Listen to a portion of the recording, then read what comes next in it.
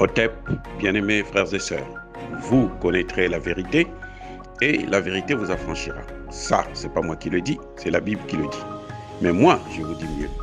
Vous connaîtrez la vérité historique, notamment celle de vos ancêtres kémites, et vous aurez une vision globale de ce que c'est que la vraie souveraineté politique. J'ajoute, vous reviendrez à la spiritualité africaine ancestrale et vous comprendrez les enjeux de l'indépendance économique. Et pour terminer, vous accepterez votre identité culturelle kémite et vous obtiendrez deux choses. La première, c'est la paix. La seconde, c'est le développement, à une condition. L'unité de toute l'Afrique noire, l'unité de tous les Noirs du monde entier.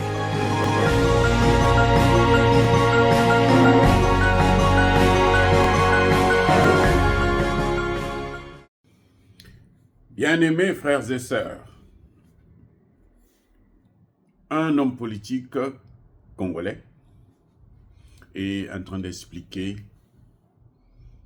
de nous expliquer à nous tous, ce que c'est qu'une guerre par procuration. Et je vous avais déjà parlé de ça quand je vous parlais une fois d'une souris qui veut avaler un éléphant. La souris, c'est le Rwanda qui veut avaler le Congo démocratique, qui fait plus de 60 fois. Le Congo est 60 fois plus grand, 64 fois plus grand que le Rwanda, 80 fois plus grand que la Belgique. Donc le Congo ne devrait pas se sous-estimer, et les Congolais ne devraient pas se sous-estimer non plus. Mais malheureusement, nous avons des dirigeants qui nous réduisent à néant, qui ne veulent pas prendre les décisions qui s'imposent. C'est pour ça que j'aimerais bien vous faire écouter ce grand orateur congolais qui explique carte à l'appui, avec la craie et le tableau. Il dessine la carte du Congo et il explique exactement ce qui se passe. Donc, écoutez-le, et puis après, nous allons faire un petit commentaire. Tout petit commentaire. Je vous laisse écouter. Mon frère, allez, parle. La guerre par procuration. Quand nous disons la guerre par procuration, quand nous voyons les grands Zaïre devenir aujourd'hui les grands Congo, la République démocratique du Congo, peut-être vous ne réalisez pas, mais quand vous regardez ceci-là, on prend, vous prenez ça comme ça, dans la quête un peu longue, et vous allez comme ça, donc ça descend quelque part là-bas, puis ça remonte. Ça, c'est la RDC, non? Oui. À peu près, oui. Mais regardez ici, là. Le Rwanda, c'est là. Le Burundi, c'est là.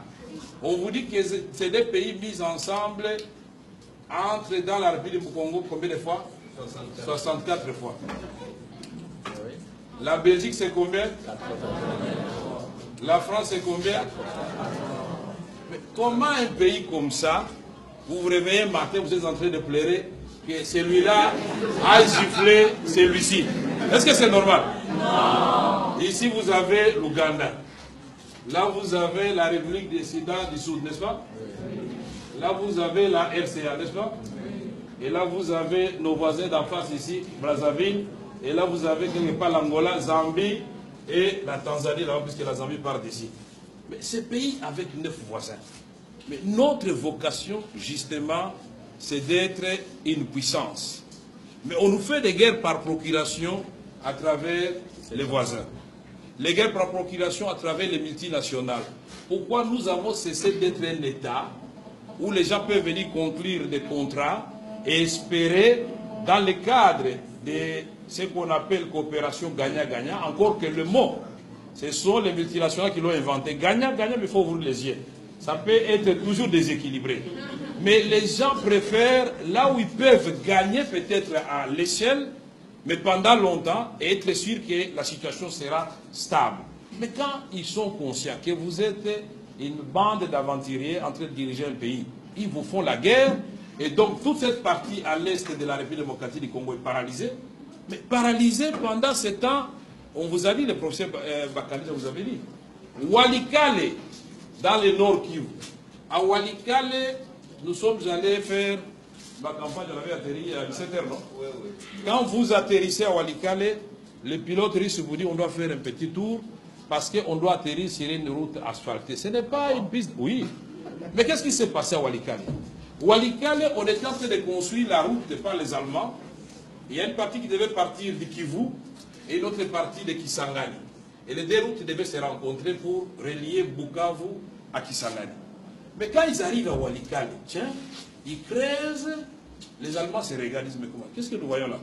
Ça, c'est pas la cassiterite. Et puis, ah, l'or.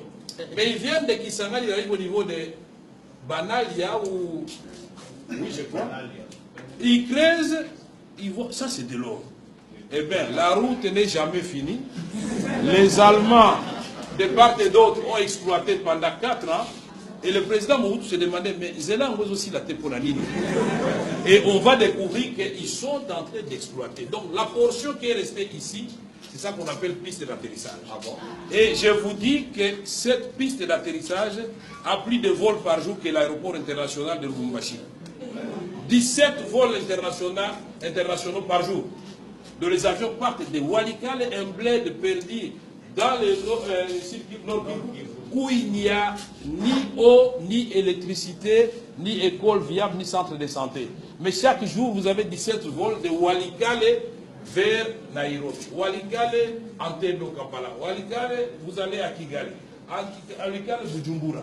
Mais là, ce sont des centres de transit. Mais ces avions Antonov amènent des minéraux. Et ces minéraux sont récupérés tout de suite là, puisqu'il y a des centres de négoce. Et les multinationales savent très bien, puisque quand on a fait la loi Dodd-Frank par le président Obama, l'administration Obama a fait la loi Dodd-Frank qui dit que toute multinationale américaine qui sera désormais citée dans un rapport comme exploitant les minéraux du sang à l'est de la République démocratique du Congo sera radiée et traduite en justice. Nous aurions voulu que les Canadiens fassent la même chose, les Belges, les Britanniques et les Français, les Australiens, tous ceux qui ont des multinationales qui viennent ici, le groupe Banro, il y a tout un tas d'entreprises qui prolifèrent. La guerre par procuration, l'armée américaine, depuis l'aventure de la Somalie, ils ont dit non, non, on ne vient plus en Afrique, formons quelques États en Afrique qui vont commencer à faire la guerre à notre place. Puisque qu'est-ce qui s'est passé en Somalie? Ils viennent débarquer en Somalie, oubliant la géopolitique et la sociologie et l'anthropologie. Ils débarquent, il y a des groupes armés, mais quand ils descendent, on prend 3 Américains qu'on tue de façon brutale, mais tous ils sont terrorisés, ils repartent et la guerre a pris fin. C'est pourquoi nous avons dit au secrétaire général, c'est bien d'amener une brigade d'intervention à l'est de la République démocratique du Congo. Mais quand vous voyez du nord Katanga, de Tanganyika, jusqu'à Dungu en province orientale, donc à la frontière du Soudan, mais c'est un territoire plus grand que l'Europe occidentale. Mais comment pensez-vous que 3000 hommes vont se déployer ici et réussir là où 17 000 hommes, 18 000 hommes de la MONUSCO n'avaient pas réussi? C'est pourquoi il faut prendre des précautions. Parce que dans l'État, on avait eu Artemis dans l'Ituri avec la France. C'était des coupes chirurgicales. Pendant 3 mois, ils ont terminé le travail. Pourquoi? Parce que si le plan interne a créé un minimum de consensus, si le plan interne, on a localisé les chefs de bande et les chefs de groupes armés, on les a identifiés, mais si vous faites l'obstacle, on va vous arrêter. Et l'affaire est bien partie. Mais les M23 menacent les Nations Unies. On ne fait rien. Et alors, et notre aventurier va menacer et les gens continuent à mourir. Voilà ce que nous disons. Guerre par procuration, ça peut être les multinationales, ça peut être les pays voisins, malheureusement aussi les Congolais. Et ils bombent les torses, ils disent je suis un grand rebelle. Mais vous n'êtes pas rebelle, monsieur. Vous êtes un pantin parce que utilisé par des pays étrangers pour déstabiliser votre propre pays. Ce sont des choses que nous devons bannir. Et les Congolais, malheureusement, pour accéder au pouvoir, ils sont prêts à tout. Y compris le pacte avec le diable, il va le faire pourvu qu'il ait le pouvoir. Mais vous allez régner sur qui? Les amis, quand j'ai entendu ça, j'étais triste. Pourquoi j'étais triste? Parce que moi, je connais ça. Lui aussi, il connaît ça. Vous qui me suivez, vous connaissez ça. Mais, malheureusement, alors très malheureusement, c'est que le président congolais, Félix Tshisekedi, ne connaît pas ça. Félix Tshisekedi est très limité dans sa façon de réfléchir, dans sa connaissance, dans tout ce qu'il a comme savoir. C'est pour ça que, en fait, cette vidéo, cet extrait de ce frère est destiné à Tshisekedi. C'est le président Tshisekedi lui-même en personne qui devrait écouter cette vidéo pour voir et se dire que, mais attendez, qu'est-ce qui se passe? J'ai un problème, moi. Ce ne sont pas les autres qui ont un problème, c'est moi qui ai un problème.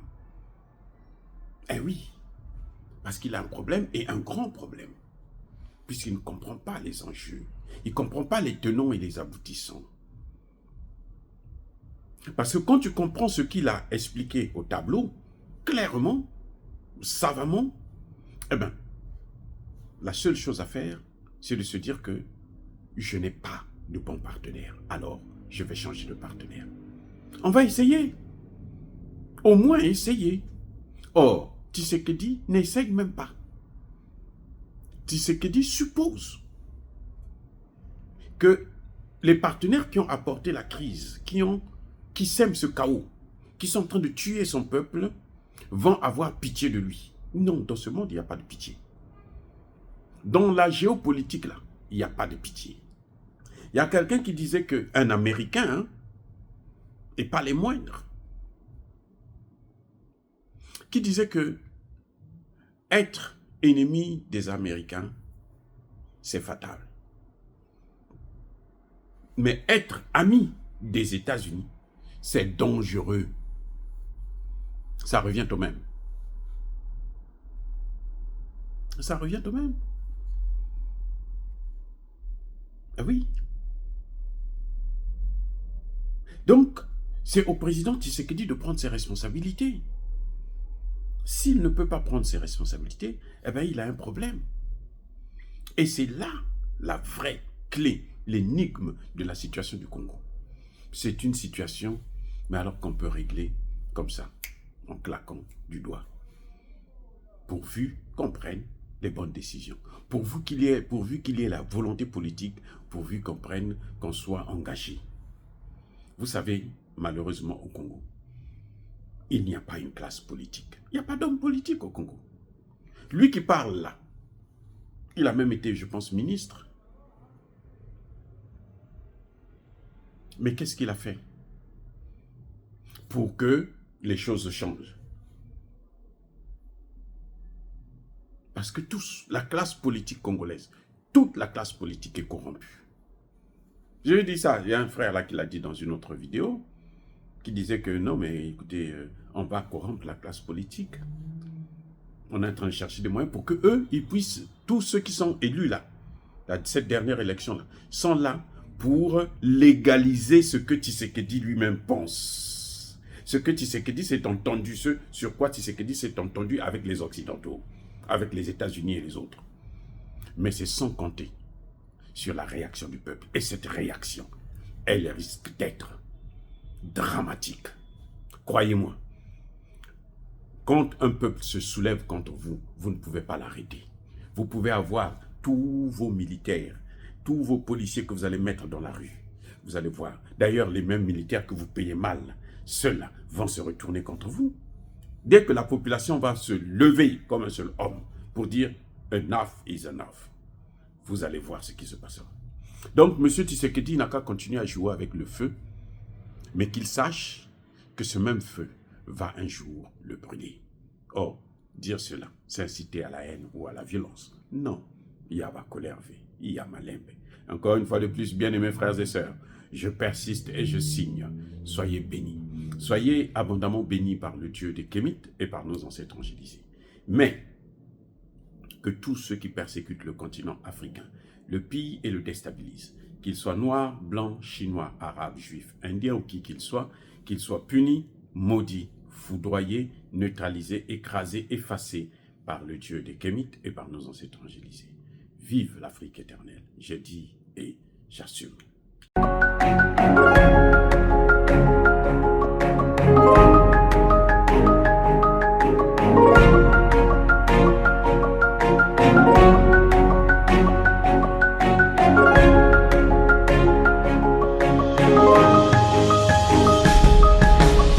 Eux, ils marchent par la foi et non par la vue.